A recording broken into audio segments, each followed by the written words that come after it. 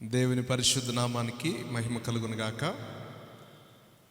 మన ప్రభు అయిన యేసుక్రీస్తు వారి ఉన్నతమైనటువంటి నామములో ఈ రాత్రి కాలపు శుభాలు వందనాలు తెలియచేయుచున్నాము. ప్రత్యేకించి చేరి వచ్చినటువంటి సంఘ పెద్దలకును, అలాగనే లైవ్ కార్యక్రమాన్ని వీక్షిస్తున్నటువంటి దేవుని బిడ్డలైనటువంటి ಎಲ್ಲರಿಗೂ ఈ రాత్రి కాలంలో శుభములు తెలియచేస్తున్నాము. చిన్న ప్రార్థనతో మనము ఈ దిన వాక్య సందేశంలోకి మనం వెళదాం. దయగలిగిన మా తండ్రి, పరిశుద్ధమైన మా దేవ, సర్వ సృష్టికి కారణభూతుడా, మీకు వందనములు స్తోత్రములు చెల్లిస్తున్నాము నాయన.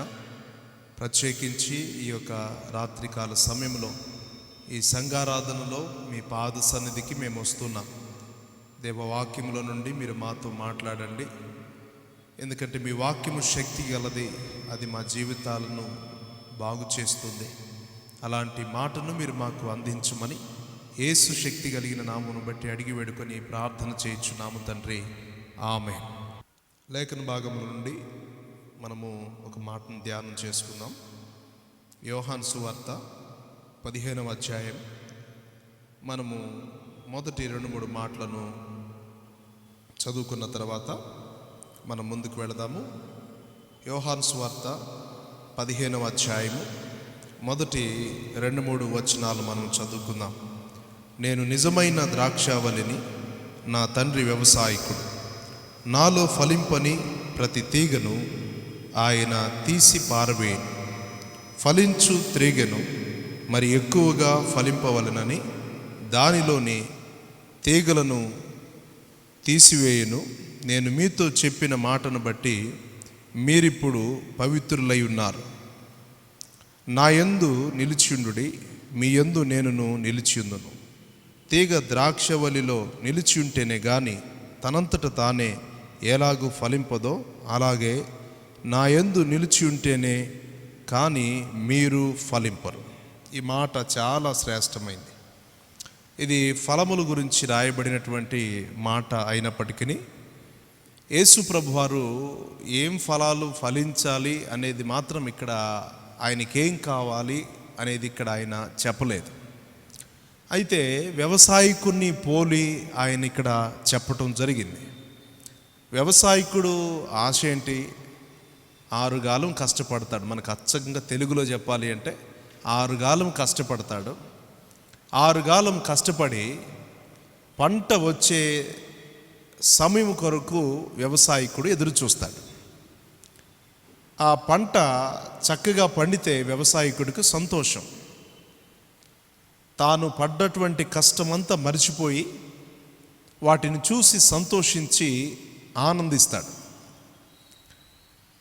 అలాగే దేవుని వాక్యం కూడా మనకు బోధిస్తున్నటువంటి మాట ఏంటంటే, దేవుడు మనలను వ్యవసాయంతో పోల్చాడు. మనలను దేవుడు వ్యవసాయంతో పోల్చి మనం కూడా కొన్ని ఫలాలు ఫలించాలన్నదే దేవుని యొక్క ఉద్దేశం. వ్యవసాయకుడు ఏ రీతిగా అయితే వ్యవసాయం గురించి ఆలోచన కలిగి ఉన్నాడో, దేవుని బిడ్డలైనటువంటి మనం గురించి కూడా దేవుడు కొన్ని ఆలోచనలు కలిగి ఉన్నాడు. చాలామంది, నేను ఇంతకుముందు కూడా మన వాక్య సందేశాలను గుర్తు చేశాను, చాలామంది ఏంటంటే రక్షింపబడతారు. రక్షింపబడటం అంటే ప్రభువుని తెలుసుకోవటం, పాపి అని గ్రహించటం, నమ్మటం, మారు మనసు పొంది బాప్తిసం పొందుతారు. ప్రభు బలలో మరి వారు పాలు పంపులు పొందుతుంటారు ప్రభు సంస్కారంలో. ఇంకా అయిపోయింది.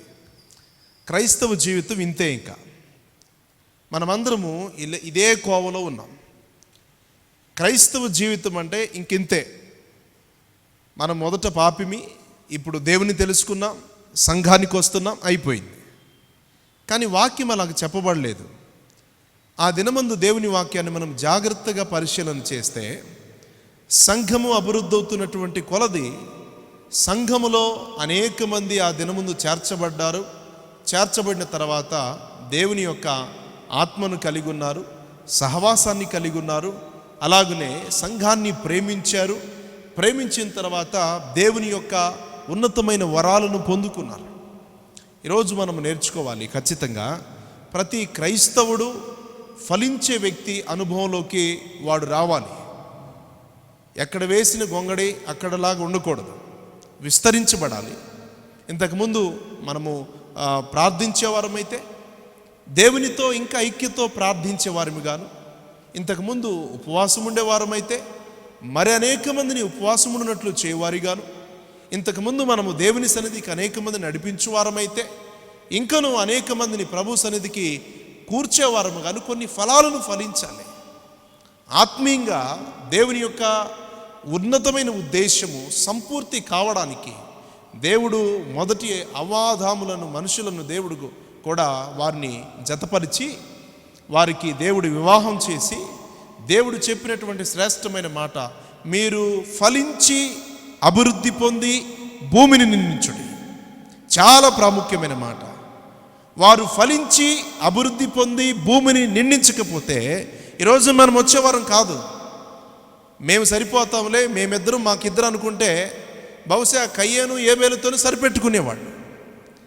తర్వాత ఈ జనరేషన్స్ అంతా వచ్చేవి కాదు, దేవుని చిత్తం నెరవేర్చబడేది కాదు.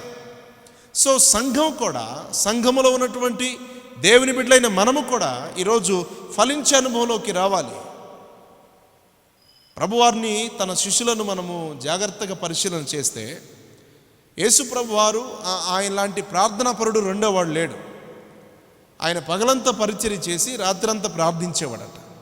కానీ యేసు ప్రభువారిని గురించి మనం చదువుతున్నాం. ఆ ప్రార్థన ప్రార్థన ప్రార్థన యేసు ప్రభువారు రూపాంతర అనుభవంలోకి తీసుకెళ్ళింది. శిష్యులు కూడా దేవునితో డిసైపుల్స్ ఉన్నారు, వారు కూడా ప్రభువుతో ప్రార్థనలో గడిపారు, సహవాసంలో ఉన్నారు, ఆయనతో మరి ఎక్కువగా సన్నిహిత్యము సాంగత్యము కలిగి ఉన్నారు. వారు కూడా రూపాంతరపరచబడ్డారు. ఈరోజు మనం నేర్చుకోవలసిన మాట ఖచ్చితంగా మనము ఫలించే అనుభవంలోకి నడిపించబడాలి. సంథింగ్ మార్పు మనలో కలగాలి. దేవుడు అదే కోరుకుంటున్నాడు. అందుకే వాక్యం మనం చదువుతున్నాము.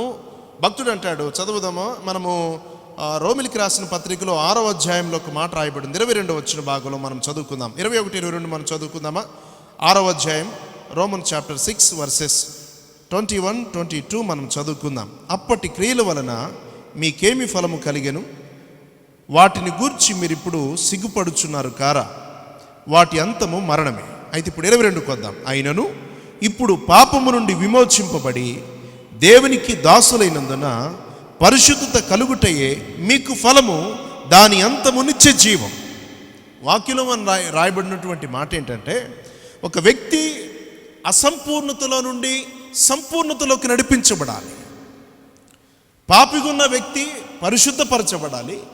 పరిశుద్ధపరచబడిన వ్యక్తి నిత్య జీవంలోకి అతడు రావడానికి తను తాను పురికొల్పుకోవాలి. అంతేగాని ఇంకా చాలే అన్నటువంటి స్థితి ఆత్మీయ స్థితిలో ఉండకూడదు. నైజీరియా దేశంలో మనకి తెలుసు, దైవజనుడు చనిపోయాడు, టీవీ జాషువా.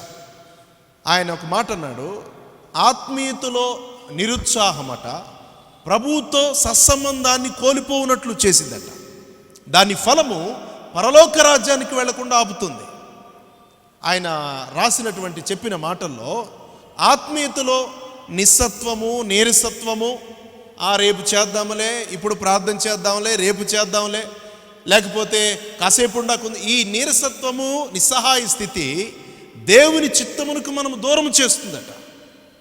సో ఒక క్రైస్తవుడిగా మనం ఫలించే అనుభవంలోకి ఉండాలి, ఫలభరితముగా మారాలి. దేవుని యొక్క క్రియలను చూడడానికి ప్రభుతో సత్సంబంధం కావాలి. దీని గురించి మనం ధ్యానం చేసుకుంటే ఫలాల గురించి మనం గలతీలో చూడగలం. అలాగనే మనము వాక్యంలో రాయబడినటువంటి మాట మనం ధ్యానం చేసుకున్నప్పుడు మత్తయి సువార్తలో ఉంది. ఇంకా చాలా అధ్యాయాలలో ఫలాల గురించి రాయబడింది. సో డిఫరెంట్ యాంగిల్స్లో మనం ఈ మాటను ధ్యానం చేసుకోవచ్చు. ఈరోజు దేవుని బిడ్డలైనటువంటి మనము ఈ నూతన సంవత్సరంలో మన ఆత్మ ఫలింపునట్లుగా మనము ఫలింపబడడానికి మనకేం అవసరం? వాక్యంలో రాయబడిన మాట ప్రభువు గారు చెప్పాడు, తీగ తనంతటకు తాను ఫలించలేకపోతే ఖచ్చితంగా వ్యవసాయకుడు సహాయం కోరుకోవాలట. ఇప్పుడు డాక్టర్స్ ఉన్నారు, మ్యారేజ్ అయినటువంటి వారికి కొంతకాలం పిల్లలు లేరు అనుకోండి, వాళ్ళని ఎవరు సంప్రదిస్తారు? వైద్యులను సంప్రదిస్తారు. సంప్రదించినప్పుడు వారంతటికి వారు ఫలించగలిగితే ఓకే. కానీ వారు ఫలించలేనప్పుడు, వారు పిల్లలను కనే ఆ శక్తి వారికి లేనప్పుడు, డాక్టర్ని వారు సలహా తీసుకున్నప్పుడు డాక్టర్ గారు వారికి సలహా ఇస్తారు. ఈ మెడిసిన్ వాడాలి, ఈ ప్రికాషన్స్ తీసుకోవాలి, ఇట్లా చేస్తే మీకు సంతాన సాఫల్యత కలుగుతుంది, ఇట్లా ఉంటే ఈ డైట్ తీసుకుంటే, ఇట్లా పాటిస్తే. సో డాక్టర్ గారు ఇచ్చే సలహా మనకి చాలా ఉపయోగపడుతుంది. ఈరోజు మనం నేర్చుకోవాలి ఖచ్చితంగా. వ్యవసాయకుడు ఈ యొక్క వ్యవసాయము ఫలింపలేకపోతే వ్యవసాయకుడికి నష్టం. అలాగనే సంఘములో ఉన్నటువంటి మనము ఫలించలేకపోతే సంఘానికి నష్టం. పుట్టినప్పటి నుండి చచ్చేంత వరకు మార్పు లేకుండా ఏదో వచ్చి కూర్చొని వెళ్ళిపోతే ఉపయోగం ఉంది? ఏం ఉపయోగం లేదు కదా. బండరాయికి మనకు తేడా ఏముంది? బండరాయి తీసుకెళ్తే కదులుద్ది, తీసుకెళ్ళకపోతే అక్కడే ఉంటుంది. సో మార్పు లేని క్రైస్తవుడు, ఫలించలేని వ్యక్తి దానితో సమానమైన వాడు. సో మనలో చేంజ్ రావాలి, నూతనంగా దేవునిలో ఎదగాలి, ఆత్మ సంబంధమైన విషయాలు వినాలి. ప్రభునందు ప్రియులరా, దేవుని యొక్క ఒకవేళ అప్పటికీ మన వల్ల కాలేదా, ప్రభు పాదాలు పట్టుకోవాలి. వాక్యలు మనం చదువుతున్నాము, ప్రభువారు చెప్పినటువంటి మాట, మనకు చేతకాకపోయినప్పుడు ఫలించాలని నీకు ఆశ ఉంటే, ప్రార్థించాలని నీకు కోరుకుంటే, దేవునితో నడవాలని నీకు ఆశ ఉంటే ఖచ్చితంగా దేవుడు ఆయన ఖచ్చితంగా దాన్ని నెరవేర్చగలడు. మనకు పాట పాడలేమా? ప్రభు సహాయకుడు. వాక్యం చదవలేమా? ప్రభు సహాయకుడు. ప్రభునందు ప్రియులను నడవడానికి శక్తి లేదా? దేవుడు సహాయకుడు. మన సమస్త భారము మోసేవాడు ఒకడున్నాడు, ఆయన పైన మనం మోపగలిగితే మనము నూతన సంవత్సరంలో నూతన కార్యాలు చూడగలం. అందుకే ఇక్కడ పౌలు గారు చెప్పినటువంటి మాట, అయినను ఇప్పుడు మీరు పాపము నుండి విమోచింపబడి దేవునికి దాసులైనందున పరిశుద్ధత కలుగుటే మీకు ఫలము, దాని అంతము నిత్య జీవం. This is 100%. ప్రభునందు ప్రియులారా, 100% సంపూర్ణతకు సాదృశ్యముగా ఉంది. సో మనం ఫలించలేనప్పుడు, మనకు చేతగానప్పుడు మనల్ని ఫలింప చేసే వ్యవసాయకుడు ఉన్నాడు. మనలను నూరంతలుగా ఫలింప చేయడానికి సహాయం చేసే దేవుడున్నాడు. ఆయన మనలను నూరంతలుగా దేవుని సన్నిధిలోకి నడిపించగలడు. మన స్థితిని, పరిస్థితిని మార్చగలడు, మనకు సహాయం చేయగలడు. ఆయన పైన మనం ఆధారపడగలిగితే ఎక్కలేని ఎత్తైన కొండలను దేవుడు మనల్ని ఎక్కించగలడు, మన అవసరతలు దేవుడు తీర్చగలడు. ఖచ్చితంగా మనం నడవలసినటువంటి మార్గాన్ని దేవుడు మనకి బోధించగలడు. అందుకే మనం చదివితే సామెతల గ్రంథం 3వ అధ్యాయంలో రాయబడిన మాట, నీ స్వబుద్ధిని ఆధారం చేసుకోవద్దు. కొన్నిసార్లు ఇటువంటి ఆలోచన ద్వారా మనం పడిపోతుంటాం. ఆత్మ సంబంధమైన విషయాలు ఆత్మీయుల దగ్గరే నేర్చుకోగలం, లోక సంబంధమైన విషయాలు లోకస్తుల దగ్గరే నేర్చుకోగలం. ప్రభునందు ప్రియులారా, ఒక వ్యక్తి తన జీవితాన్ని మార్చుకొని దేవునితో బ్రతుకుతానని అన్నటువంటి ఆశ ఉంటే కనుక వాడు ఖచ్చితంగా దేవుణ్ణి ఆశ్రయిస్తే, దేవుని సన్నిధిని వాడు ప్రేమించగలిగితే, వాక్యాన్ని పఠనము చేయగలిగితే, వాక్యాన్ని హృదయంలోకి అతను తీసుకోగలిగితే దేవుడు వాడిని ఖచ్చితంగా ఫలింప చేయగలడు. మనం చదువుతున్నాం భక్తుల జీవితాల గురించి. మనం చదువుతున్నప్పుడు భక్తుడు రాస్తాడు, హనోకు దేవునితో అతడు నడుచుకుంటూ వెళ్ళిపోయాడట పరిపూర్ణతలోకి. ఎన్నో సంవత్సరాలు కుటుంబాన్ని, భార్యను, బిడ్డలను కదా. ఈరోజు మనం ఒక కుటుంబాన్ని పోషించడానికి రోజంతా కష్టపడి సాయంత్రం పూట అలసిపోతాం. ప్రార్థన చేయడానికి కూడా కొన్నిసార్లు శారీరం సహకరించదు. కానీ భక్తుల జీవితాల్లో ఆలోచన చేస్తే, ఒక నోవాహు కానివ్వండి, హనోకు కానివ్వండి, దావీదు గారు కానివ్వండి, భక్తులందరి జీవితాల్లో మనం చూస్తాం వారు కుటుంబాలను, బాధ్యతలను, భారాలను కలిగి ఉన్నారు. కానీ వారు దేవుని మాత్రం విడిచిపెట్టలేదు. వాక్యలు మనం అదే చదువుతున్నాం. అబ్రహాము నూరంతలుగా ఫలించాడని సంతోషపడద్దు. ఫలించే అనుభవం క్రైస్తవుడికి అవసరం. సో ఈ నూతన సంవత్సరంలో, అనగా 2021 సంవత్సరంలో నువ్వు ఫలించకపోతే, అభివృద్ధిని చూడలేకపోతే, 2022 సంవత్సరం అయినా దేవుని అడుగుదాం, దేవా నేను ఫలించున్నట్లుగా చేయండి, నేను దీవించబడినట్లుగా చేయండి, ఆత్మీయతలో, ప్రార్థనలో, పరిశుద్ధతలో ఎదుగునట్లుగా చేయండి అని ప్రభు సహాయాన్ని కోరదాం. వాక్యలు మనం అదే చదువుతున్నాం. ఆయన పైన ఆనుకునినప్పుడు ఆయన మనలను నూరంతలుగా ఫలింప చేయగలడు. సో ప్రభు పాదాలు పట్టుకుందాం. మన జీవితంలో ఏ కార్యమైనా దేవునికి అసాధ్యమైంది ఏది లేదు. ఆయన మనల్ని దీవించగలడు, హెచ్చించగలడు, పోషించగలడు. మనలను ఎక్కలేని మరి పర్వతాలను ఎక్కించి దేవుడు మనలను తృప్తిపరచగలడు. సో ఈ 2022వ సంవత్సరం ఫలభరితముగా మనం మారడానికి 2021వ సంవత్సరం ఉన్నటువంటి పరిస్థితిని మర్చిపోయి 2022వ సంవత్సరంలో దేవుడు నీకు చేసిన వాగ్దానాన్ని బట్టి, ప్రభువా నా పట్ల చేసిన వాగ్దానము నెరవేర్చు, నేను ఫలించినట్లుగా చేయి ప్రభువా అని ఆయన పాదాలు పట్టుకుందాం. దయచేసి నాతో కలిసి తలలు వంచి కళ్ళు మూసుకొని ప్రార్థన చేద్దాం. తండ్రి, నీకు వందనాలు, స్తోత్రాలు చెల్లిస్తున్నాం. ప్రత్యేకించి ఈ 2022వ సంవత్సరం దేవ మేము ఫలించున్నట్లుగా సహాయము చేయండి. ఫలభరితముగా మేము మారాలి ప్రభువా. ఒక వ్యక్తి మార్పు లేకపోతే తన జీవితమును ఆయన ఫలింపలేని వ్యక్తి జీవితముగా ఉంటుంది. ఫలింపలేనిది ఏదైనా అది యజమానుడికి నష్టం. అది పంట అయినా, మనుషుడైనా, పశువైనా, ఏదైనా. సో ప్రభు, ఆ జాబితాలో మేము కూడా మమ్మలను తీసుకుంటున్నాం. ఒకవేళ మేము ఫలించలేకపోతే దేవా మీకు నష్టము కదా, నీ పరిచర్యకి నష్టము కదా. సో మేము ఫలించున్నట్లుగా మీరు మాకు సహాయం చేయండి. దేవ ఆత్మలో ఫలించున్నట్లుగా, దేవా నీ సన్నిధిలో ఎదుగునట్లుగా, ప్రార్థనా పరులుగా స్థిరపడినట్లుగా, దేవా నీ పైన మరి ఎక్కువగా ఆనుకున్నట్లుగా ఈ సంవత్సరం ఆయన ఒక కొత్త నిబంధనలతో మేము నూతన సంవత్సరంలో ప్రభు ముందుకెళ్ళడానికి సహాయం చేయమని ప్రార్థన చేస్తున్నాం. తండ్రి, నీకు వందనాలు. నీ బిడ్డలను దీవించండి, నీ బిడ్డలను ప్రభు ప్రొటెక్ట్ చేయండి, వారికి మీరు హెల్ప్ చేయండి, దేవ ఆశీర్వదించండి, ప్రతి అవసరతలు తీర్చండి. తండ్రి, నీకు వందనాలు చెల్లిస్తున్నాం. ఈ కార్యక్రమాన్ని వీక్షిస్తున్న ప్రతి ఒక్కరిని మీరు దర్శించండి. వారి జీవితాల్లో నూతన కార్యాలు, 2021 సంవత్సరంలో ఆగిపోయిన ప్రతిదీ 2022వ సంవత్సరంలో తిరిగి ప్రభువా దీవెనకరముగా వారి జీవితాల్లో ఆరంభమవునుగాక. ప్రతి ఏడ్పు కొట్టివేయబడి సంతోషముతో నీ బిడ్డలు జీవించుదురుగాక. ఆశీర్వదించమని మా ప్రభు యేసుక్రీస్తు వారి పరిశుద్ధ నామమును బట్టి అడిగి వేడుకొని ప్రార్థన చేయుచున్నాము తండ్రి. ఆమేన్, ఆమేన్. Thank you.